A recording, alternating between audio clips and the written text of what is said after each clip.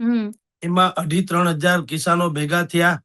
બિલકુલ. એમાં રાજુ કરપડાની પોતાની તાકાત થોડીક દેખાણી, કારણ કે આ કોઈ પણ બેનર પોસ્ટર વગર ખાલી રાજુ કરપડાના ચહેરા ઉપર જ મળેલી કિસાન સભા હતી. બિલકુલ. આવી હજી મારી ધ્યાન પ્રમાણે આવી હજી 2-4 સભાઓ થશે. હમ. અને ઈ શું છે, એ વન ટાઈપ ઓફ એ જનમત છે. હમ. એમાં કિસાનોના પ્રશ્નો અને એને ઉકેલ ને એ બધી પછીની વાત છે.